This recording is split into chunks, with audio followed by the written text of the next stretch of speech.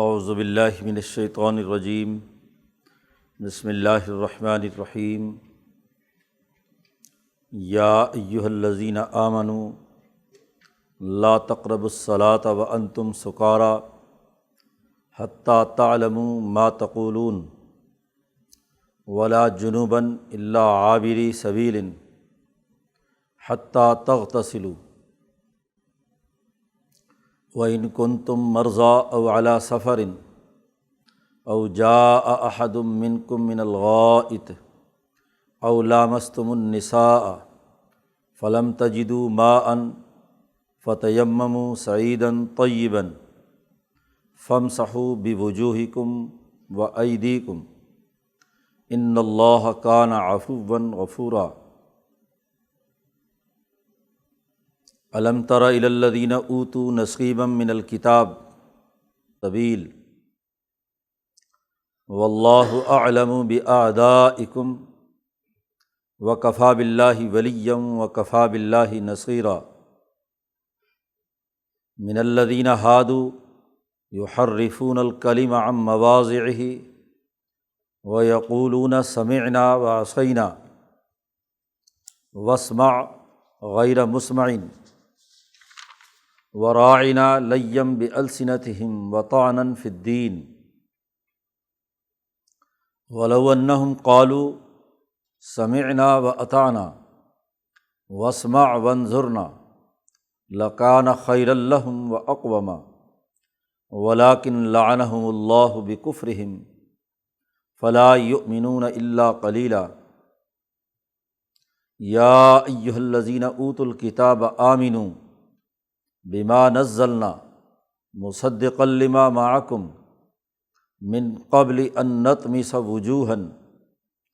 فنردها علی ادبارها او نلعنہم کما لعنا اصحاب السبت وکان امر اللہ مفعولا۔ ان اللہ لا یغفر ان یشرک بہ ویغفر ما دون ذلک لمن یشاء ومن یشرک باللہ فقد افتری اثما عظیما۔ الم تر الی الذین یزکون انفسہم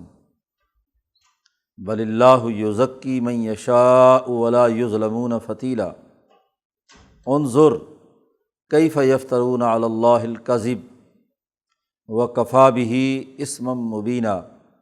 صدق اللہ العظیم۔ سورۃ النساء کے اس رکوع میں طہارت اور عبادت سے متعلق بنیادی امور واضح کیے جا رہے ہیں۔ پچھلے رکوع میں کہا گیا تھا کہ اللہ کی عبادت کرو اور اس کے ساتھ کسی کو شریک نہ ٹھہراؤ۔ وَاعْبُدُوا اللَّهَ وَلَا تُشْرِكُوا بِهِ شَيْئًا۔ عبادت اس کے بغیر نہیں ہو سکتی کہ انسان طہارت حاصل کرے۔ نماز کے دو بڑے بنیادی ستون ہیں، ایک تو طہارت اور نظافت، اور دوسرے نماز کے اندر خشوع و خضوع کا ہونا، کیونکہ نماز اللہ کے دربار میں حاضری ہے، شہنشاہ مطلق کے دربار میں حاضری ہے۔ تو جب تک نماز میں اللہ کی طرف پوری توجہ نہ ہو، خشوع و خضوع نہ ہو، تو وہ حاضری بے معنی ہے۔ دوسرے یہ کہ وہاں حاضر ہوتے ہوئے انسان پاک صاف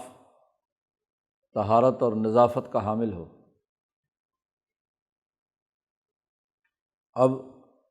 نماز کے لیے طہارت ضروری تھی، اور طہارت کا طریقہ قرآن نے وضو کی شکل میں بتلایا کہ پانی کا استعمال کرنا ہے، وضو کرنا ہے، پاکیزگی اختیار کرنی ہے۔ لیکن اگر پانی دستیاب نہ ہو تو کیا کیا جائے؟ ایک اہم سوال یہ ہے۔ تو طہارت نہیں ہے، تو طہارت نہ ہو تو کیا کیا جائے؟ اور دوسرے یہ کہ اللہ کے سامنے حاضری تبھی ہوگی، یا کسی کے دربار میں آدمی حاضر تبھی ہوتا ہے کہ جب اسے اپنا ہوش ہو، اسے پتہ ہو کہ وہ اس دربار میں کہہ کیا رہا ہے۔ اگر کسی حاکم کے دربار میں یا کسی عدالت میں انسان کوئی بیان ریکارڈ کرائے تو اسے پتہ ہونا چاہیے کہ اس کا بیان کیا ہے۔ ایسا نہ ہو کہ بیان ہی غلط ہو جائے اور اسی کے خلاف فیصلہ آ جائے۔ چنانچہ ایسے ہی چند واقعات ہوئے۔ اب اس حوالے سے عربوں میں قدیم زمانے سے جو چیز رچی بسی ہوئی تھی وہ شراب تھی۔ شراب کی نشے کی کیفیت ان کی زندگی میں اتنی رچ بس چکی تھی کہ بقول حضرت عائشہ صدیقہ رضی اللہ تعالیٰ عنہا کے کہ ان کے جسم کاٹ دیے جائیں، دل توڑ پھوڑ دیے جائیں، پھر کہیں جا کر کے ان کے دل سے شراب کی محبت ختم ہو سکتی تھی۔ تو نشئی تھے پرانے، اور نشے کی حالت میں انہیں ہوش نہیں رہتا تھا۔ شراب کی حرمت بتدریج ہوئی، یکدم نہیں ہوئی۔ شاہ صاحب نے حجت اللہ میں لکھا ہے کہ شریعت ایک دم جب کوئی حکم نافذ کرتی ہے تو دراصل اس کے منفی اثرات مرتب ہوتے ہیں۔ کوئی بھی حکومت بتدریج، خاص طور پر ایسا عمل جو ان کے دلوں میں رچا بسا ہوا ہو، اس میں بتدریج شریعت کا طریقہ ہے کہ وہ احکامات بیان کرتی ہے۔ اور یہ تبھی ہوتا ہے کہ جب لوگ از خود اس کی نفرت یا اس کے جو مضر اثرات ہیں وہ انہیں محسوس ہونے لگیں۔ جب تک از خود ٹھوکر نہیں لگتی تو جو اوپر سے مسلط کیا ہوا قانون ہے وہ جبر سے آپ کتنے دن تک اس پر عمل درآمد کرا سکتے ہیں۔ دین کا بنیادی کام یہی ہے کہ وہ خود لوگوں کو سوچنے سمجھنے کا موقع دیتا ہے۔ مدینہ منورہ حضور تشریف لے گئے تو اب وہاں مدینے کے جو لوگ تھے ان میں بھی، اور یہ جو مکے سے آئے تھے مہاجر، ان کے اندر بھی شراب رچی بسی ہوئی تھی۔ تو 2-3 واقعات ہوئے، ان واقعات سے خود انہیں احساس ہوا کہ یہ شراب کے کچھ منفی اثرات بھی ہیں۔ پہلے تو وہ یہی سمجھتے تھے کہ کمزوری دور کرتی ہے، جسم میں حرارت پیدا کرتی ہے، جوش اور ہیجان پیدا کرتی ہے، طاقت اور قوت دیتی ہے، جیسا کہ پیچھے سورۃ بقرہ میں گزرا کہ نفع تو ہے کچھ اس کا، لیکن اسمہما اکبر من نفعہما، اس کی جو خرابیاں ہیں وہ اس کے نفع سے زیادہ ہوتی ہیں۔ کوئی بھی چیز دنیا میں مکمل طور پر بری یا مکمل طور پر اچھی نہیں ہوتی، ہر چیز میں کچھ نہ کچھ نفع بھی ہوتا ہے اور اس میں نقصان بھی ہوتا ہے۔ تو اب عقل مند انسان وہ ہے جو نفع اور نقصان کی بیلنس شیٹ بناتا ہے کہ نفع زیادہ کس میں ہے اور نقصان زیادہ کس میں ہے۔ تو شراب کے نفع تو انہیں معلوم تھے اپنے خیال کے مطابق، لیکن شراب میں خرابی کیا ہے اس کا انہیں اندازہ نہیں ہو رہا تھا۔ ایک واقعہ تو یہ ہوا کہ ایک صحابی نماز پڑھا رہے تھے، سورۃ یا ایھا الکافرون انہوں نے پڑھی، اس سے پہلے وہ شراب پیے ہوئے تھے، نشے کی حالت میں تھے۔ تو سورۃ الکافرون میں یہ پڑھنا تھا لا اعبد ما تعبدون، انہوں نے لا ختم کر دیا اعبد ما تعبدون، بالکل ہی الٹا۔ تو اب آپ شہنشاہ مطلق کے دربار میں اللہ کی حاضری ہو رہی ہو اور وہاں اعلان بجائے اللہ کی عبادت کرنے کے بتوں کی عبادت کا اعلان کر رہے ہوں تو اپنا بیان بالکل ہی بدل دیا آپ نے۔ تو ایک واقعہ یہ وقوع پذیر ہوا، اس کے نتیجے میں کیا لوگوں کو احساس ہوا کہ بڑی غلطی ہے یہ۔ دوسرا ایک اور واقعہ جو بخاری شریف میں آتا ہے کہ حضرت علی رضی اللہ تعالیٰ عنہ کی شادی تھی حضرت فاطمہ رضی اللہ تعالیٰ عنہ سے۔ تو حضور صلی اللہ علیہ وسلم نے غزوہ بدر کے موقع پر جو مال غنیمت آیا تھا تمام لوگوں میں تقسیم ہوا، اس میں سے ایک اونٹنی جیسے باقی لوگوں کو آئی تو ان کے حصے میں بھی آئی تھی حضرت علی کی۔ وہ اپنی اونٹنی لے کر، حضرت علی فرماتے ہیں کہ میں ایک سونار کو لے کر اپنی شادی کے ولیمے کے لیے جنگل میں ایک گھاس خاص قسم کا اگتا تھا جو سونار استعمال کرتے تھے، اس کی پہچان سوناروں کو ہوتی تھی، تو اس کو سونار کو لے کر میں جنگل کی طرف گیا، تو جہاں مدینے کی آبادی ختم ہوتی تھی آخری مکان تھا، وہاں اپنی اونٹنی باندھی اور خود کیا ہے جنگل میں چلا گیا گھاس پھوس کاٹنے کے لیے۔ واپس آیا تو میری اونٹنی ذبح ہوئی ہوئی، پتہ چلا کہ اس مکان میں احد سے پہلے کا واقعہ ہے، بدر اور احد کے درمیان کا، حضرت حمزہ رضی اللہ تعالیٰ عنہ جو حضور کے چچا بھی ہیں، سید الشہداء ہیں، تو حضرت حمزہ رضی اللہ تعالیٰ عنہ اس مکان میں ایک مجلس میں تھے جہاں شراب پی جا رہی تھی، اور اس میں ایک لڑکی جو یہ طوائف ہوتی ہیں، یہ کوئی گانا بانا جا رہی تھی، مغنیہ تھی، تو یہ سارے بڑے بڑے سردار وہاں پہ جمع تھے، ان میں یہ کیا حمزہ بھی تھے، ان سب نے شراب پی ہوئی تھی۔ تو وہ لڑکی نے گاتے گاتے ایک شعر پڑھ دیا کہ کون ان میں سے دلیر ہے جو یہ اونٹنی ذبح کر کے سب کو گوشت کھلائے۔ تو حضرت حمزہ اٹھے اور انہوں نے نشے کی حالت میں جا کر کیا ہے اونٹنی ذبح کی، گوشت بنایا، اور سب نے، حضرت علی آئے تو اونٹنی فارغ، حضور کے پاس جا کر شکایت کی کہ میں تو اس چکر میں گیا تھا اور وہ میری اونٹنی جو تھی وہ حمزہ نے ذبح کر دی۔ حضور تشریف لائے اور حضور نے آ کر بات کرنا چاہی حضرت حمزہ سے، تو وہ نشے میں ان کی آنکھیں اتنی سرخ تھیں، دھت تھے، کہ انہیں یہ بھی احساس نہیں ہوا کہ وہ حضور صلی اللہ علیہ وسلم کے سامنے کھڑے ہیں۔ حضور نے جب ایک دفعہ ان سے کہا کہ کیوں تم نے یہ کام کیا، تو وہ نشے میں سارے جتنے لوگ موجود تھے تو ان کو کہتے تم سب میرے غلام ہو، انتم عبیدی، میرے سب غلام ہو، مجھ سے کوئی پوچھ گچھ نہیں کر سکتا۔ تو حضور خاموشی سے، ظاہر ہے کہ جب جذبات اور غصے اور نشے کی حالت میں ہو تو حضور نے فرمایا یہ تو اپنی ہوش میں ہی نہیں ہے، تو واپس تشریف لے آئے۔ بعد میں ہوش آیا تو انہیں بڑا احساس ہوا کہ بھئی یہ تو بہت بڑی غلطی حضور کے سامنے اس طرح کی بات کرنا۔ تو پورے مدینے میں یہ بات پھیل گئی تو لوگوں کو احساس ہونا شروع ہوا کہ نشے کی خرابیاں کیا ہیں۔ اس وقت اللہ پاک نے سب سے پہلے تو یہی حکم دیا کہ تم نے خود سمجھ لیا کہ جی نشہ جو ہے وہ خرابی پیدا کرتا ہے۔ اللہ کے حضور میں پڑھنا تھا لا اعبد ما تعبدون، اور پڑھ رہے ہو اعبد ما تعبدون۔ محمد مصطفیٰ صلی اللہ علیہ وسلم جس پر جان چھڑکتے ہو، وہاں نشے کی حالت میں تمہیں یہ بھی احساس نہیں کہ تم نبی سے گفتگو کر رہے ہو اور تم ادھر ادھر کی باتیں کر رہے ہو۔ تو اگر اللہ اور اس کے رسول جو تمہارے دلوں میں جس کی محبت ہے، جس پر ایمان لائے ہو، نشے کی حالت میں اس کا ہوش نہیں تمہیں رہتا، تو اس کا مطلب یہ کہ بہت بڑی خرابی ہے۔ اس موقع پر یہ آیت مبارکہ نازل ہوئی، یا ایھا الذین آمنوا،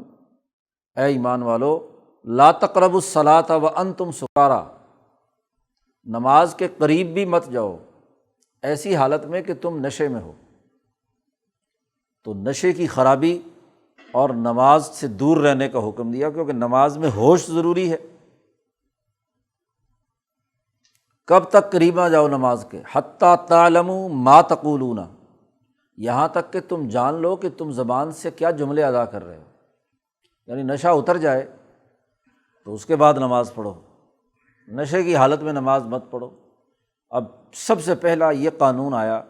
تو اس قانون کے نتیجے میں اب 5 وقت نماز پڑھنی ہے، نماز سے تو کوئی منکر نہیں ہے، تو ہر نماز سے کم از کم گھنٹہ 2 گھنٹہ پہلے تمام کو اپنا شراب بند کرنی پڑتی تھی۔ تو وقفہ آنا شروع ہو گیا، ہاں جی، کہ پورے 24 گھنٹے میں کم از کم یہ اوقات جو ہیں ان کے اندر شراب نہیں ہوگی، حکم آ گیا۔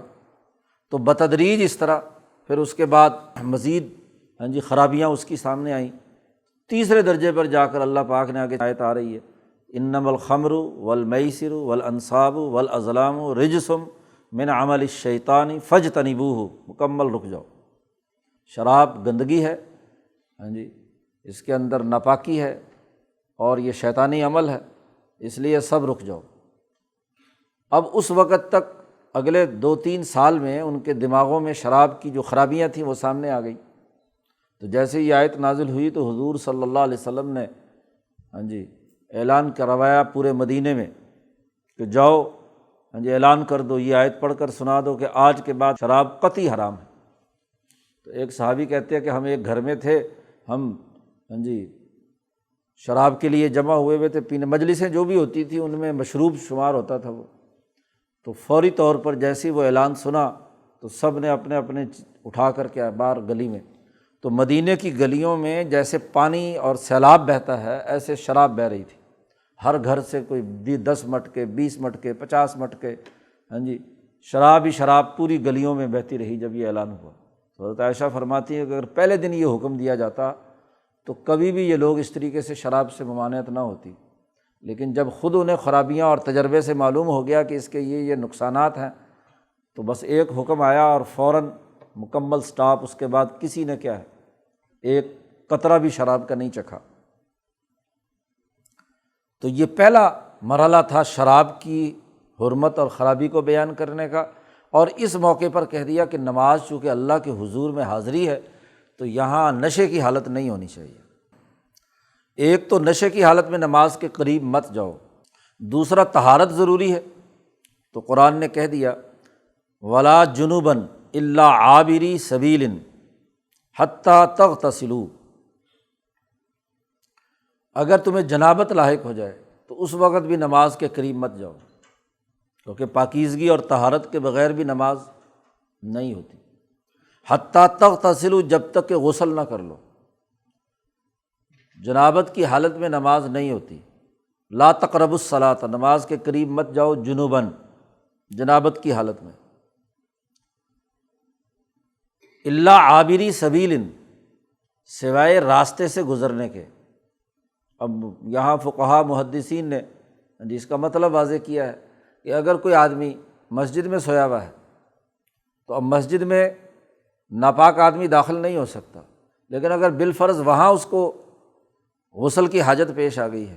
تو مسجد میں سے گزر سکتا ہے۔ عابری سبیل، کیونکہ پرانے زمانے میں باہر کنویں یا چشمے باہر ہوتے تھے، کسی آدمی کا گھر مسجد کے اس طرف ہے، جانا اس نے اس طرف ہے، تو وہ مسجد نبوی کے صحن میں سے کیا ہے گزرنے کی اجازت۔ لیکن فقہاء نے کہا کہ جو مسجد کے اندر ہے وہ جا سکتا ہے، جو دوسرے میں نے اس کو گزرگاہ بنا کر جانا یہ مناسب نہیں ہے، درست نہیں ہے۔ حتیٰ تغتسلوا، جب تک کہ تم غسل نہ کر لو۔ یہ آیت مبارکہ نازل ہوئی اور اس میں دو پابندیاں لگائی گئیں، اور ان دونوں کا تعلق نماز کے دو بنیادی معیارات کے ساتھ ہے، ایک صفائی ستھرائی اور پاکیزگی، اور دوسرا اللہ کے سامنے خشوع و خضوع اور حضوری کی کیفیت کا ہونا۔ تو حاضر تو تبھی ہوگا کہ جب وہ ہوش میں ہوگا، تو ہوش میں ہو تو نماز پڑھو۔ اسی لیے نبی اکرم صلی اللہ علیہ وسلم نے فرمایا کہ اگر کسی آدمی کو اتنی شدید نیند آ رہی ہے، تھکاوٹ ہے، کہ اسے یہ نہیں معلوم ہو رہا کہ زبان سے وہ کہہ کیا رہا ہے، تو گویا کہ یہ بھی ایک نشے کی سی کیفیت ہے۔ تو اس وقت حضور نے فرمایا کہ پہلے جائے اور نیند کرے، یہ نہ ہو کہ نماز کے اندر وہ بجائے دعا کے اپنے لیے بد دعا کر رہا ہو، وہ بھی ایک قسم کی نشے کی سی کیفیت ہوتی ہے۔ تو پہلے سو جائے، نیند پوری کر لے، اس کے بعد نماز قضا کر لے، کیونکہ نماز کے لیے یہ لازمی ہے کہ جو کچھ آپ کہہ رہے ہیں اس کے بارے میں آپ کو علم ہو کہ کیا کہہ رہے ہیں آپ اللہ کے حضور میں۔ اب یہ کہ غسل کرنا لازمی ہے، غسل کا یہاں حکم دیا گیا۔ یہ آیت یہاں تک ابھی نازل ہوئی تھی۔ پھر ایک اور موقع آیا کہ غسل تو لازمی اور ضروری ہے، اور پانی دستیاب نہیں، تو اب کیا کیا جائے؟ وَإِن كُنتُم مَرْضَىٰ أَوْ عَلَىٰ سَفَرٍ، اگر تم مریض ہو یا سفر پر ہو، یا تم میں سے کوئی آدمی بیت الخلاء سے باہر آیا ہے، او لامستم النساء، یا تم نے عورتوں سے تعلق قائم کیا ہے اور پانی نہیں ہے، فلم تجدوا ماء، پانی نہیں پاتے تم، تو فتیمموا صعیدا طیبا، تم پاکیزہ مٹی کے ساتھ تیمم کر لو۔ پانی نہیں ہے تو تیمم، طہارت کا گویا کہ متبادل بیان کر دیا، فتیمموا صعیدا طیبا فامسحوا بوجوہکم وایدیکم، اپنے چہروں اور اپنے ہاتھوں پر یہ مسح کرو۔ ان اللہ کان عفوا غفورا، بے شک اللہ تعالیٰ معاف کرنے والا ہے، بخشنے والا ہے۔ یہ آیت مبارکہ بھی ایک سفر میں نازل ہوئی۔ حضور اقدس صلی اللہ علیہ وسلم کا معمول تھا کہ اپنے ہر سفر میں، جہاد کے، غزوات کے ہر سفر میں آپ کے ساتھ زوجہ محترمہ میں سے کوئی نہ کوئی ساتھ ہوتی تھی۔ اب 9 بیویاں تھیں حضور صلی اللہ علیہ وسلم کی، تو چلتے وقت قرآن اندازی فرماتے تھے کہ سفر میں کون عورت ساتھ رہے گی۔ تو حضرت عائشہ صدیقہ رضی اللہ تعالیٰ عنہ فرماتی ہیں کہ قرے میں اس سفر میں میرا نام نکل آیا، تو میں حضور صلی اللہ علیہ وسلم کے ساتھ تھی، عورتوں کا طریقہ ہے کہ سفر پر نکلتی ہیں تو کوئی نہ کوئی زیور، کوئی نہ کوئی چیز جو ہے ان کے پاس ہوتی ہے، تو کہتی ہیں میرے سفر پہ جب حضور کے ساتھ جانے کا ہوا تو میں نے کسی اپنی سہیلی سے ہار لے لیا۔ ایک ہار بھی کیا تھا، سیپیوں کا ایک ہار تھا، پرانے زمانے میں انہی چیزوں کے کوئی ہار ہوتے تھے، تو وہ ہار انہوں نے ادھار لے لیا کہ میں حضور کے ساتھ سفر پہ جا رہی ہوں، تو گلے میں پہنا ہوا تھا۔ غزوہ سے واپس آ رہے تھے تو واپسی پہ ایک جگہ رات کو پڑاؤ ہوا، صبح کو مرد اور عورت باہر جنگلوں میں جاتے تھے بیت الخلاء کے لیے، تو حضرت عائشہ صدیقہ بھی ادھر تشریف لے گئیں، واپس آئیں تو ان کا وہ ہار گلے میں، ہاتھ سینے پہ ہاتھ مارا تو وہ ہار نہیں تھا۔ اب وہ بڑی پریشان ہے، فجر کا وقت ہے، سورج طلوع ہونے والا ہے، تو اس وقت لوگ پانی کی تلاش میں، وہاں پانی موجود نہیں ہے، اب جہاں پڑاؤ تھا وہاں پانی نہیں ہے، تو حضرت عائشہ صدیقہ رضی اللہ تعالیٰ عنہ فرماتی ہیں کہ اب کوچ کرنا تھا صبح بہت جلدی، واپس آ کر میرا ہار گم ہو گیا، میں نے حضور کو بتایا، حضور نے کہا کہ ہار تلاش کرو۔ اب لوگ باہر جنگلوں میں پورے لشکر چھان مارا کہ عائشہ صدیقہ کا ہار کہاں ہے۔ اب لوگ بڑے پریشان، ہار مل نہیں رہا، ادھر سے ٹائم تھوڑا ہے، پانی کی شکل کوئی نہیں ہے، پانی وہاں ہے نہیں، سارے لوگ وضو کیسے کریں، نماز کیسے پڑھیں۔ حضرت عائشہ اپنے خیمے میں ہیں اور حضور صلی اللہ علیہ وسلم بھی خیمے میں ہیں، اب لوگ تو ہار تلاش کرتے پھر رہے ہیں، حضرت عائشہ بیٹھی ہوئی ہیں، اور حضور صلی اللہ علیہ وسلم کی آنکھ لگ گئی، اور حضور کا جو سر مبارک تھا وہ حضرت عائشہ صدیقہ رضی اللہ تعالیٰ عنہ کی ران پر رکھا ہوا تھا۔ اب ابو بکر صدیق سے جا کر لوگوں نے شکایت کی کہ یہ عائشہ نے یہ کام کیا ہے کہ ہار جو ہے تلاش کرتے پھر رہے ہیں، اور وہ انہوں نے، سارے لوگ مصیبت میں ہیں، اب نماز کا وقت جا رہا ہے اور ہار مل بھی نہیں رہا۔ اب حضرت ابو بکر صدیق کو بڑا غصہ آیا کہ ایک ہار کے پیچھے پورا لشکر جو ہے پریشان کیا ہوا ہے، تو وہ وہاں خیمے میں بڑے غصے میں آئے۔ اب دیکھا کہ حضور لیٹے ہوئے ہیں، عائشہ بیٹھی ہوئی ہیں، تو پہلے تو زبانی برا بھلا کہا کہ تو نے یہ کیا حرکت کی ہے، سارے لوگ پریشان ہیں اور تو مصیبت میں ڈال رکھا ہے تو نے پورے لوگوں کو۔ پھر زبان سے کچھ مسئلہ نہیں چلا تو اب پیچھے سے آ کر عائشہ کہتی ہیں میرے پیچھے پسلی کے اندر زور زور سے بکے مار رہے ہیں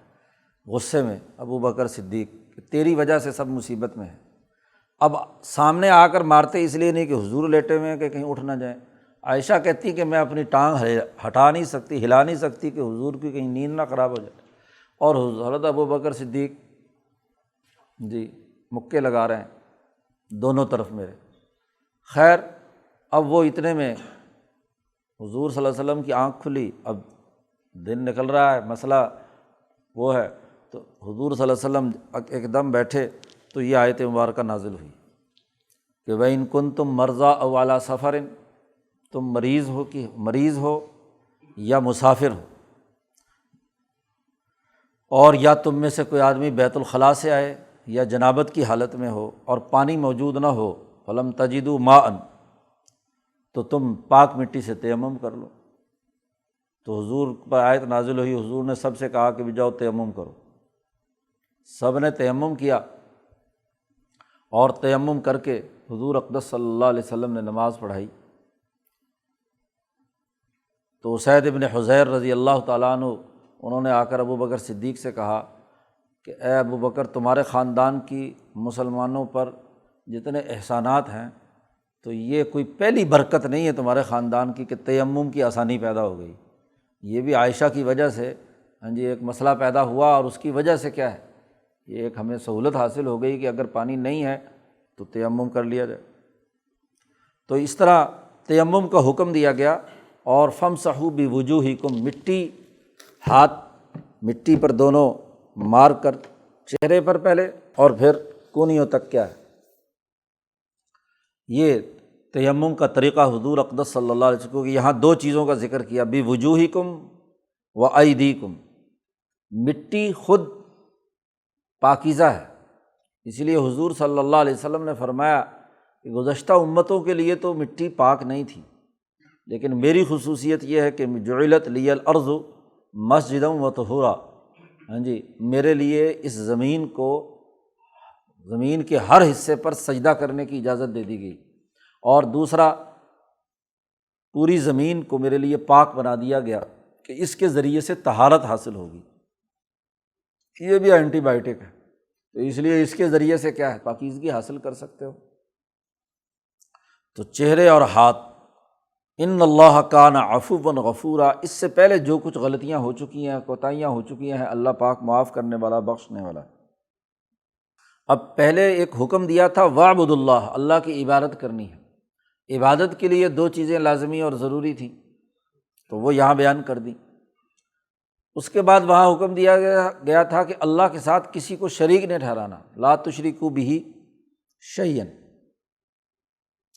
تو یہ شرک بہت بڑی خرابی تھی۔ مشرکین کا شرک تو سب کو معلوم تھا، لیکن اہل کتاب وہ اللہ کے ساتھ شریک ٹھہراتے ہوں۔ یہودی اور عیسائی، چونکہ مدینہ منورہ میں یہ صورتیں نازل ہوئی ہیں، تو یہاں مکے کے مشرکوں کی طرح کا شرک تو نہیں تھا، کچھ اور الگ سے جماعتیں کچھ تھیں، لیکن یہودیوں اور عیسائیوں کا غلبہ تھا۔ تو قرآن حکیم نے ان کی خرابیاں یہاں سے بیان کرنا شروع کی ہیں جو حقیقت میں شرک تک پہنچ جاتی ہیں۔ تو آخری رکوع میں جا کر اسی لیے شرک کے حوالے سے بنیادی بات کی ہے۔ تو قرآن حکیم نے آغاز کیا یہاں سے، الم تر الی الذین اوتوا نصیبا من الکتاب، اے محمد صلی اللہ علیہ وسلم یا اے مخاطب، کیا تم نے دیکھا نہیں ان لوگوں کو جن کو کتاب کا ایک حصہ دیا گیا تھا، نصیبا من الکتاب، تورات اور انجیل۔ اگر کامل کتاب پر عمل کرتے تو ضرور کامیاب ہوتے، لیکن نصیبا من الکتاب، کتاب کے کچھ جز کا حصہ دیا گیا، کچھ ان کو، اس میں سے کچھ چیزیں ان کے پاس تھیں۔ انہوں نے کیا حرکت کی ہے، یشترون الضلالۃ، وہ گمراہی خریدتے ہیں ان کے پاس ایک آئین، دستور، کتاب، اللہ کا حکم نامہ موجود ہے، اس کے باوجود ان کو نہیں دیکھا تم نے کہ یشترون الضلالۃ، گمراہی خرید رہے ہیں۔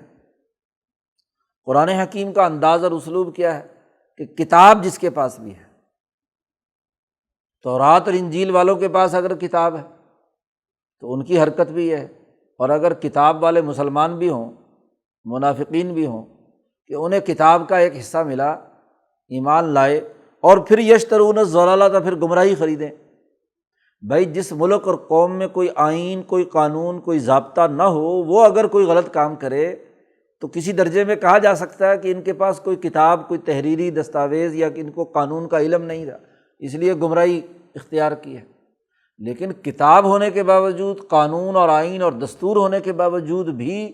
وہ غیر قانونی کام کرے تو اس کا مطلب بہت بڑی خرابی ہے۔ یشترون الضلالۃ، گمراہی خریدتے ہیں، اور نہ صرف خود گمراہی خریدتے ہیں بلکہ یریدون ان تضلوا السبیل، اور وہ یہ چاہتے ہیں کہ تم بھی راستے سے ہٹ جاؤ، تم بھی گمراہ ہو جاؤ، تمہیں بھی غلط راستے پر ڈالنا چاہتے ہیں۔ واللہ اعلم باعدائکم، اللہ تعالیٰ خوب جانتا ہے تمہارے دشمنوں کو۔ وکفیٰ باللہ ولیا وکفیٰ باللہ نصیرا، اللہ تعالیٰ بطور ولی اور حمایتی کے بہت کافی ہے، اور بہت کافی ہے اللہ تعالیٰ مددگار کی حیثیت سے۔ اس سے بڑا مددگار اور کون ہوگا؟ تم دنیا میں مددگار انسانوں کو تلاش کرتے ہو، تو اللہ سے بڑا مددگار کون ہے؟ اب پیچھے جتنی بھی باتیں بیان کی گئی ہیں، غریبوں کا مال لوٹنا، وراثت کو غلط تقسیم کرنا، عورتوں پر ظلم اور زیادتی کرنا، جس کی تفصیلات پیچھے سورۃ النساء میں بیان ہوتی چلی آ رہی ہیں، یہ ساری خرابیاں ان میں انہی یہودیوں کی وجہ سے آئی، انہی اہل کتاب۔ اب ان کی تورات میں بھی یہ تمام حقوق عورتوں کے موجود تھے، یہ یتیموں، غریبوں اور پسماندہ طبقات کے مال لوٹنے کی ممانعت وہاں بھی تھی، سود کی حرمت وہاں تھی، کم تولنے، کم ناپنے پر عیسیٰ علیہ السلام کی تنبیہات موجود ہیں، یہ سارے قوانین موجود ہیں۔ اس کے باوجود کیا ہے، یہ گمراہی خود بھی خریدتے ہیں اور تمہیں بھی کیا ہے، غلط راستے پر ڈالنا چاہتے ہیں۔ ان کا طریقہ واردات کیا ہے؟ قرآن کہتا ہے من الذین ہادو، ان میں سے جو خاص طور پر یہودی بنے، جو یہودیوں کے عالم احبار و رہبان ہیں، ان کی حرکت کیا ہے؟ یحرفون الکلم عن مواضعہ، تورات کی جو آیات ہیں ان کے اندر تحریف کرتے ہیں۔ آیت کا مطلب کچھ ہوتا ہے، اس کا کچھ اور مطلب بیان کر دیتے ہیں، اس کے معنی کے اندر تحریف کرتے ہیں۔ امام شاہ ولی اللہ دہلوی فرماتے ہیں کہ یہودی تورات کے اندر تحریف معنوی کرتے تھے، اس کا معنی بدل دیتے تھے۔ آیات کے مفہوم اور مطلب اور قانون اور ضابطہ تو کسی بھی کتاب کی تشریح سے سامنے آتا ہے نا۔ ہر آئین اور دستور میں جو اجمالی حکم ہوتا ہے تو قانون ساز لوگ اس کی اہل قانون ہوتے ہیں، اس کی تشریح کرتے ہیں، تو تشریح سے ہی حکم پتہ چلتا ہے۔ وکیل بھی عدالت کے سامنے تشریح کرتا ہے اور جج بھی اس آئین کی تشریح کی بنیاد پر ہی کوئی فیصلہ جاری کرتا ہے۔ تو یہ جو تشریح کرتے تھے اس کے اندر معنی کچھ سے کچھ بنا دیتے تھے، جی اس کا مطلب کچھ بنا دیتے تھے۔ وَيَقُولُونَ، اور یہ کہتے ہیں سمعنا وعصینا، یعنی نبی اکرم صلی اللہ علیہ وسلم تورات کا اصل حکم قرآن حکیم کی صورت میں ان کو بیان کرتے تھے تو یہ کہتے تھے کہ سن لیا ہم نے، بظاہر تو سننے کا کہا لیکن ساتھ ہی آہستہ آواز سے کہتے تھے عصینا، سن دے تو پہ لیکن مننا نہیں ہے۔ پنجابی میں یہی مطلب بنے گا نا اس کا، ہاں جی بات تو سن رہے ہیں لیکن آپس میں نیچے کہتے تھے عصینا، نافرمانی بھی کریں گے ہم، بات نہیں مانیں گے۔ تو خالی سننا کافی نہیں ہے، ایسا سنی جو سن سن کر سن ہو جائے اور عمل نہ کرے تو وہ سنی کیا ہوا، وہ تو بس صرف کان ہے۔ واسمع غیر مسمع، اور حضور صلی اللہ علیہ وسلم سے کہتے ہیں سنو تمہیں ہماری بات سنائی نہ دے جائے، واسمع سن نہ سنایا جائیو، حضرت نے ترجمہ کیا شیخ الہند، یعنی یہ جو لفظ عصینا ہے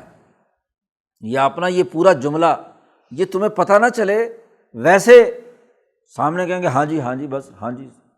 تو گردن بھی ہلائیں گے، بات سننے کی بات بھی کریں گے لیکن اصل میں تو چاہیں گے کہ یہ بات پتہ نہ چلے کہ یہ ہماری نافرمانی کا ذکر آ رہا ہے۔ پھر ایک تیسری حرکت یہ کرتے تھے کہ حضور صلی اللہ علیہ وسلم کے خلاف زبان درازی کرتے تھے ایک خاص طریقے سے، پیچھے بھی یہ سورۃ بقرہ میں آ چکا ہے، راعنا کا جملہ کہتے تھے۔ اب راعنا کا رعایت، آپ ہماری رعایت کیجیے، یعنی ہم سے جب حضور کو سے کچھ سوال کرنا یا گفتگو یا آپ کی توجہ چانی ہوتی تھی تو لفظ راعنا استعمال کرتے۔ اب راعنا کے دونوں مطلب ہیں، ایک مطلب تو آپ ہماری رعایت کریں یعنی ہماری طرف متوجہ ہوں، لیکن یہ تھوڑا سا اس کو دبا دیتے تھے، راعینا، راعینا اگر ہو تو اسی کا مطلب اور بن گیا، راعی کہتے ہیں چرواہے کو، تو حضور صلی اللہ علیہ وسلم کو کہتے تھے ہمارا چرواہا، تو وہ گویا کہ توہین کرنے کا مقصود ان کا ہوتا تھا۔ اور پھر اس کے لیے بھی قرآن نے کہا لیم بِأَلْسِنَتِهِمْ، زبان مروڑ کر بولتے ہیں، ہاں جی زبان گھما پھرا کر، کھلی بات نہیں، راعنا کے لیے بھی ایسی زبان مروڑتے ہیں جس سے حضور صلی اللہ علیہ وسلم کی نعوذ باللہ توہین ہوتی ہو۔ وَطَعْنًا فِي الدِّينِ، اور دین میں عیب نکالنے کے لیے یہ جملہ استعمال کرتے ہیں۔ اور پھر دل میں بڑے خوش ہوتے تھے کہ دیکھا ہم نے، آپس میں بیٹھ کر بعد میں نکل کر کہتے کہ دیکھا ہم نے بڑی توہین کی حضور کی، ان کو پتہ ہی نہیں چلا، یہ سارے مسلمان ایسے ہی بدھو ہیں، ان کو ہم ایسے ہی چکر دیتے رہتے ہیں۔ تو چونکہ یہ اپنے آپ کو اہل علم کہتے تھے، یہودیوں کے علماء، اب یہ سمجھتے تھے کہ ہم جو کچھ کر رہے ہیں تو وہ ہمیں ہی معلوم ہے کہ زبان کو مروڑ کر بات کر کے، لفظ کو مروڑ کر چبا کر بات کر کے لوگوں کو بیوقوف بنایا جائے۔ اہل علم کا سب سے بڑا فتنہ یہ بھی ہوتا ہے، ہاں جی کوئی مولوی صاحب ہوں، وکیل صاحب ہوں، ڈاکٹر صاحب ہوں، انجینئر صاحب ہوں، علم والے، وہ اگر انہوں نے اس میں سے کوئی اپنا مطلب نکالنا ہو تو وہ اپنے قانون اور ضابطے کو کچھ اس طرح بظاہر مروڑیں گے کہ بظاہر تو اچھا لگے لیکن اندر سے کیا ہے مطلب، کوئی مال کمانا یا کوئی پیسے کمانا یا قانون کی تروڑ مروڑ کر ایسی تشریح کرنا کہ جس کے ذریعے سے ہاں جی وہ کلائنٹ پھنسا رہے۔ تو یہ اہل علم کی سب سے بڑی خرابی ہوتی ہے۔ اس لیے نفع بخش علم کی دعا مانگنے کا حضور نے فرمایا ہے، وہ علم جو چکر بازی دینے کا ہو، ہاں جی اس سے اپنے مفادات اٹھانے کا ہو، تو وہ علم غلط ہے۔ قرآن حکیم نے پہلے تو کہا کہ دیکھو ان کی خرابی یہ ہے کہ یہ ہاں جی اس طرح کے جملے بولتے ہیں، وَلَوْ أَنَّهُمْ قَالُوا، اگر یہ بات یوں کہتے کہ سمعنا وَأَطَعْنَا، ہم نے بات سن لی اور ہم اس کی فرما برداری کریں گے، اطاعت کریں گے۔ اسی طریقے سے حضور سے یہ کہتے ہیں کہ وسمع وانظرنا، راعینا کے بجائے ہاں جی آپ ہماری طرف نظر کیجیے، وانظرنا آپ ہماری طرف متوجہ ہوئیے۔ تو اگر یہ جملہ کہتے تو لکان خیر لہم، یہ ان کے لیے زیادہ بہتر تھا، واقوم، اور زیادہ ان کو درست طور پر کامیاب بنانے والا تھا، قائم کرنے والا تھا، درست بات تھی۔ ولیکن لعنہم اللہ بکفرہم، لیکن ان کے کفر جو دل کے اندر چھپا ہوا ہے اس کی وجہ سے اللہ نے ان پر لعنت بھیجی ہے، اس لیے فلا یؤمنون الا قلیلا، یہ ایمان لانے والے نہیں ہیں مگر بہت تھوڑے سے، ان کو ہدایت نصیب نہیں ہوتی، کیونکہ دل میں جو کفر اور بغض اور حسد حضور صلی اللہ علیہ وسلم کا ان کے دلوں میں بھرا ہوا ہے، مسلمانوں کا بھرا ہوا ہے، اس کی وجہ سے ان پر لعنت اور پھٹکار ہے۔ قرآن نے بڑی بات کر دی کہ کوئی اہل علم جو اپنے علم فروشی کرتا ہے تو دراصل بد اخلاق، اس کے دل میں سماجی زندگی کی اس ذمہ داری کا کفر بھرا ہوا ہے، وہ اپنے پروفیشن کے ساتھ مخلص نہیں ہے، مفاد پرست ہے، وہ اپنے پروفیشن کو غلط استعمال کر رہا ہے، اس کی وجہ سے یہ اس کی پھٹکار ہے کہ وہ اس پروفیشن کی ذمہ داریوں کو سمجھے بغیر اس سے کیا ہے، دولت لوٹنے، مفادات اٹھانے، اس کا غلط استعمال کرنے کا کام کر رہا ہے، تو یہ اس کی پھٹکار ہے، دل کی خرابیاں اور اس میں بیٹھا ہوا نفاق اور جو منفی رویے یا منفی سوچ ان کے دماغ میں بیٹھی ہوئی ہے، اس کی وجہ سے یہ ان کی زبان سے ایسے ہی جملے ظاہر ہوں گے۔ اب یہاں قرآن حکیم نے وارننگ دی، یا ایھا الذین اوتوا الکتاب، اے اہل کتاب، علم والو، بڑے بڑے علماء، فضلاء، دانشوروں، پڑھے لکھے لوگوں، آمنوا بما نزلنا، ایمان لاؤ جو ہم نے نازل کیا ہے، جو حکم آیا ہے اس کی طرف متوجہ ہو، اس پر ایمان لاؤ، مصدقا لما معکم، تمہارے پاس جو علم ہے اس علم کی یہ تصدیق کر رہا ہے، اس کی اگر نفی کرے تو بات بتاؤ، تم جس کتاب کو مان رہے ہو، جو علم تم اپنے پاس رکھتے ہو، اس انسانیت کی خدمت کا جو بھی مفید علم ہے، قرآن اس کی تصدیق کرتا ہے کہ ہاں اس درجے میں کیا ہے، یہ علم درست ہے، طب کا علم ہو، انجینئرنگ کا علم ہو، کسی سوسائٹی کی ترقی کا علم ہو، تو جو علم تمہارے پاس ہے اس کی تو یہ علم تصدیق کرتا ہے، تو پھر اس پر، اس جامع پروگرام پر کیوں ایمان نہیں رکھتے؟ ایمان لاؤ، اور یاد رکھو یہ ایمان من قبل ان نطمس وجوہا، وہ وقت آنے سے پہلے پہلے کہ جہاں تمہارے چہرے مسخ ہو جائیں، تمہارا یہ سامنے کا چہرہ مسخ ہو جائے، اور فنردھا علی ادبارہا، تمہارا چہرہ بدل کر ہم تمہاری پیچھے لگا دیں۔ آدمی کا وجود تو اسی طرح ہو اور چہرہ پیچھے ہو اور اس کی گدی جو ہے وہ سامنے آ جائے تو کیا حال ہوگا اس کا؟ کیونکہ جب دل الٹا ہے، منفی سوچ ہے، اپنے پروفیشن اور علم کو تم غلط استعمال کر رہے ہو، تو اس کا نتیجہ یہی ہوگا نا کہ انسانوں کی طرح بندے کے پتر بن کر نہیں رہ رہے، تم انسانوں کی طرح نہیں ہے، انسانوں سے تمہارا مکالمہ جب صحیح نہیں ہے، حیوانیت کا ہے، تو ڈرو کہ کہیں تمہارے چہرے مسخ کر دیے جائیں۔ من قبل ان نطمس وجوہا، تمہارے چہرے مٹا ڈالیں، فنردھا علی ادبارہا، اور یہ چہرے لوٹا کر ہم تمہاری پشت پر لگا دیں، پیچھے لگا دیں، پیٹھ کی طرف۔ تم گویا کہ انسان نہیں ہو، انسان تو وہ ہوتا ہے جو انسانوں کے ساتھ انسانی چہرے سے بات چیت کرتا ہے، لیکن جب تمہارا بولنے، دیکھنے، سوچنے، سمجھنے کا انداز وہ حیوانیت پر ہے، تو کیوں نہ تمہیں بندر بنا دیا جائے، کیوں نہ تمہیں کیا ہے، مسخ کر کے ہاں جی تمہارے چہرے کو پیچھے پھیر دیا جائے جانوروں کی طرح۔ او نلعنہم، اور یا ہم ان پر لعنت بھیجیں جیسے ہم نے ہفتے والوں پر لعنت بھیجی تھی، اصحاب السبت، یہودیوں میں ہفتے والی خرابی، قرآن نے آگے تفصیل اس کی بیان کی ہے، پابندی لگائی گئی تھی کہ تم مچھلیاں نہیں پکڑو گے، ہفتے کا دن، جمعے کا دن ہمیں ہے، یہودیوں کا جو چھٹی کا دن تھا وہ ہفتے کا دن تھا، تو پابندی تھی کہ اس دن تم عبادت کرو گے، ہاں جی اور باقی کام کرو گے، کوئی معاشی سرگرمی تم نے نہیں کرنی، اس دن تمہیں عبادات اور باقی کاموں کی طرف متوجہ ہونا ہے، اللہ کی طرف متوجہ ہونا ہے۔ اب ہوتا کیا، یہ مچھلی والے تو اس بستی میں اس دریا کے کنارے رہتے تھے اور یہ مچھیرے تھے، ہاں جی، مچھلیاں پکڑتے تھے۔ اب باقی 6 دن شکار کرنے کی اجازت تھی، اس دن پابندی تھی، لیکن اللہ نے امتحان لینے کے لیے معاملہ کیا، 6 دن جو ہے وہ مچھلی کم آتی تھی دریا میں، اور ہفتے کے دن خوب مچھلیوں کی ڈار آ جاتی تھی۔ اب ان پر پابندی لگائی، امتحان لیا گیا کہ یہ اللہ کے حکم کی پابندی بھی کرتے ہیں کہ نہیں کرتے۔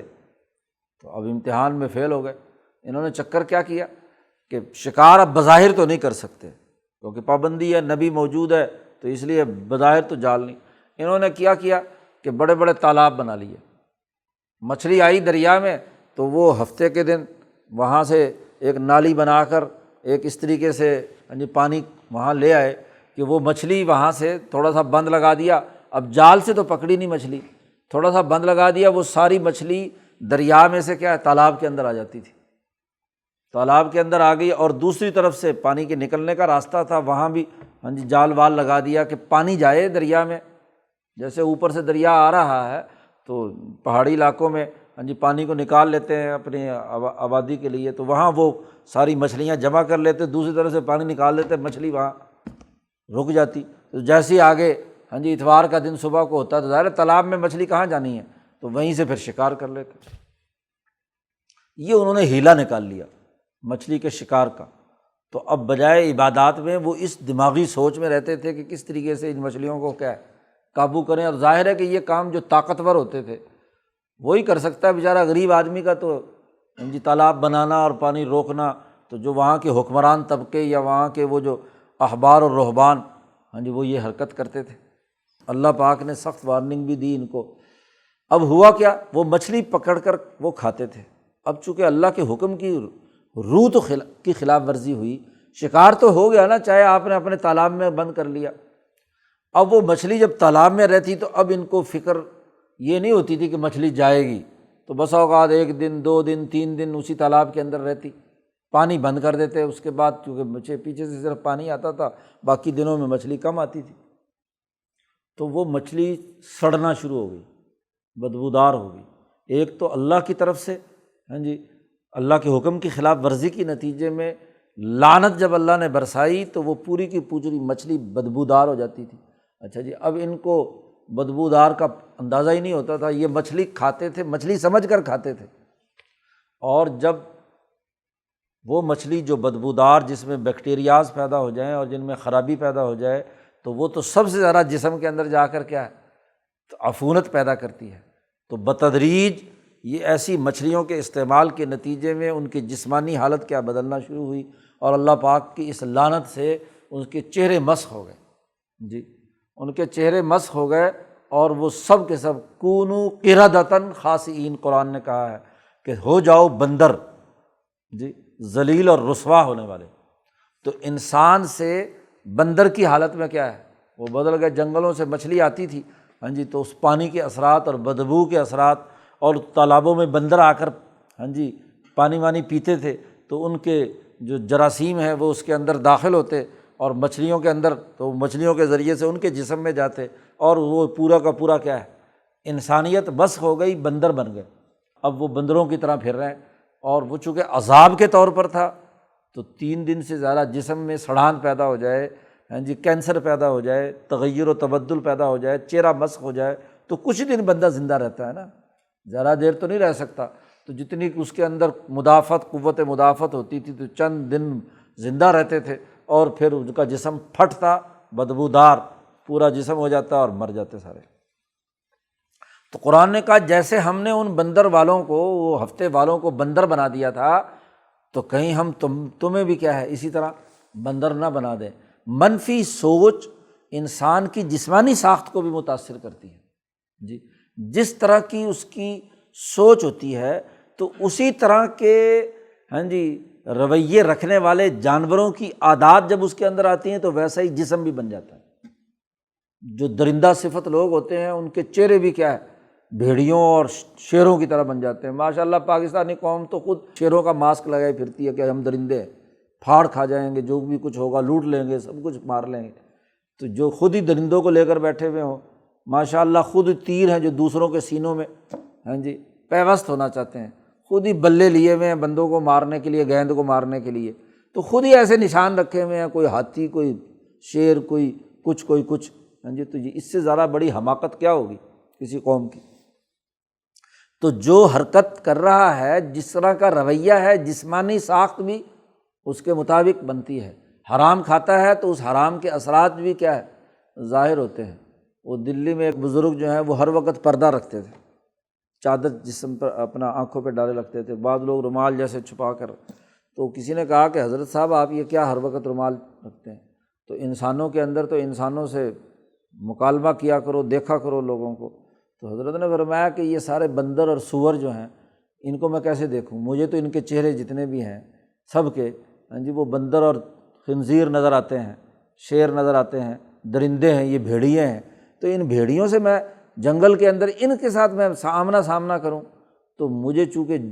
جس آدمی میں جو بد اخلاقی ہوتی ہے وہ بد اخلاقی اس کے چہرے سے نظر آ رہی ہوتی ہے کہ یہ سور ہے ہاں جی، یہ بندر ہے، یہ جانور ہے، تو ان سے میں کیا مکالمہ کروں؟ تو میں اپنے آپ کو کیا ہے چھپا لیتا ہوں کہ بھئی میرا سامنا نہ ہو، میری نظر نہ پڑے، اس کی عیب جو ہے نا میرے سامنے ظاہر نہ ہو۔ وَكَانَ أَمْرُ اللَّهِ مَفْعُولًا، اللہ کا حکم ہو کر رہتا ہے۔ یاد رکھو ایسا نہیں ہے کہ تم اپنے علم فروشی کا کام کرو اور علم کے اندر ہاں جی مین میخ نکال کر اپنے مطالب اور مال مفاد اکٹھا کرو، ایسا نہیں ہے۔ اللہ نے جو دھمکی دی ہے یہ ایسی ویسی خالی نہیں ہے، بلکہ اللہ کا کام ہو کر رہے گا۔ یا لعنت برسے گی اور بندر بن جاؤ گے، اور یا تمہارے چہرے مسخ کر دیے جائیں گے، اس سے پہلے ایمان لے آؤ۔ اور پھر اللہ نے کہا ان اللہ لا یغفر ان یشرک بہ، بے شک اللہ پاک جی اللہ کے ساتھ کسی کو شریک ٹھہرائے تو اس کو کبھی معاف نہیں کرے گا، مشرک کی کبھی معافی نہیں ہے۔ وَيَغْفِرُ مَا دُونَ ذَلِكَ لِمَن يَشَاءُ، اس شرک کے علاوہ جس سے جو گناہ ہوا جس کا چاہے معاف کر سکتا ہے۔ اس کے قوانین اور ضابطے پہلے بھی بیان ہو چکے کہ چاہنا بھی اللہ کا کسی قانون اور نظام کے تحت ہے، تو ما دون ذالک لمن یشاء وہ تو معاف ہو سکتا ہے، لیکن شرک کبھی معاف نہیں ہو سکتا۔ ومن یشرک باللہ فقد افتری اثما عظیما، جس نے اللہ کے ساتھ کسی کو شریک ٹھہرایا اس نے بہت بڑا گناہ گھڑا ہے۔ یہ پچھلی آیات یہودیوں کے بارے میں بتلا کر شرک کی مذمت بیان کی اور کہا کہ یہ شرک کرنے والے اللہ پر بہت بڑا الزام لگاتے ہیں۔ جب یہ آیات نازل ہوئی تو یہ یہودی کہنے لگے، ان کے بڑے بڑے مولوی احبار، کہ ہم تو مشرک نہیں ہیں، ہم تو اللہ پر ایمان رکھتے ہیں، ہم تو اہل کتاب ہیں، تو یہ قرآن نے ہمیں دھمکی کیوں دی ہے کہ جی ہمارا شرک جو ہے وہ معاف نہیں ہوگا؟ تو اللہ پاک نے آگے سے کہا الم تر الی الذین یزکون انفسہم، کیا تو نے ان لوگوں کو نہیں دیکھا جو اپنے آپ کو بڑا پاکیزہ سمجھتے ہیں؟ ہم تو مشرک نہیں ہیں، ہم تو اہل کتاب ہیں، اللہ کی کتاب پر عمل کرتے ہیں۔ قرآن کہتا ہے بل اللہ یزکی من یشاء، اللہ تعالیٰ جسے چاہے پاک بناتا ہے، اور ولا یظلمون فتیلا، ان پر ایک معمولی سے دھاگے کا بھی ظلم نہیں ہوگا۔ فتیلا کھجور کی گٹھلی کے اندر جو دھاگا سفید سا ہوتا ہے اس کے پیٹ میں، اس کو فتیلا کہتے ہیں۔ تو اتنا بھی معمولی سا دھاگا جو ہے، دھاگے جتنا بھی، یہ عربوں کا اصول تھا کہ مثال دیتے ہوئے یعنی ممکن ہی نہیں ہے کہ اللہ پاک ان کے اوپر کوئی ظلم کرے، ان کے اعمال ہی کے نتائج ان کے سامنے ہوں گے۔ تو مشرک جنہوں نے بتوں کی پوجا کی ہے، اگر وہ اعلیٰ درجے کے مشرک ہیں تو تم نے بھی تو عیسیٰ کو اللہ کا بیٹا کہا ہے، اللہ کا شریک ٹھہرایا ہے، تم نے بھی تو کیا ہے عزیر علیہ السلام کو اللہ کا بیٹا کہتے ہو، تو یہ شرک نہیں ہے؟ تو جو جس درجے میں شرک کرے گا اسی درجے میں کیا ہے سزا پائے گا۔ انظر، نبی اکرم صلی اللہ علیہ وسلم سے کہا رہا ہے دیکھیے ذرا، نظر کیجیے ان پر کہ کیف یفترون علی اللہ الکذب، کیسے یہ اللہ پر جھوٹ بولتے ہیں بڑی جرأت کے ساتھ کہ اللہ پاک نے تو ہمیں مسلمان کہا ہے، اللہ پاک نے تو ہمیں ہاں جی دین کا ذمہ دار کہا ہے، اور یہ ہاں جی قرآن جو ہے ہمیں مشرک کہہ رہا ہے، تو یہ کیسے یہ اللہ پر کیا ہے جھوٹ بولتے ہیں۔ وَكَفَىٰ بِهِ اسما مبینہ، یہی جرم جو اللہ پر یہ لگا رہے ہیں یہی ان کا بہت بڑا گناہ ہے، یہ کافی ہے ان کو سزا دینے کے لیے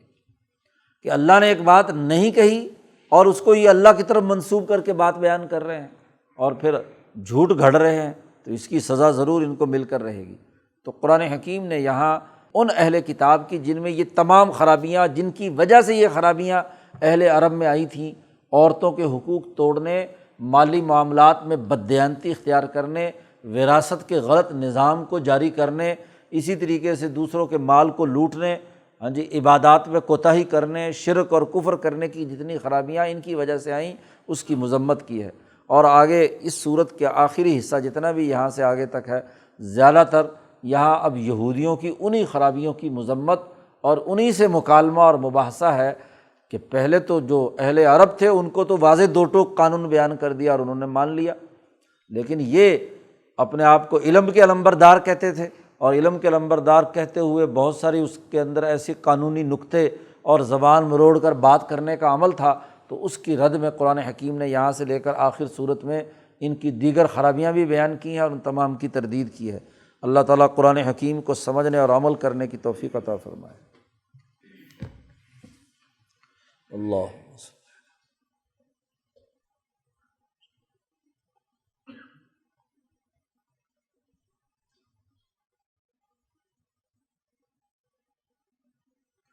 اجمعین۔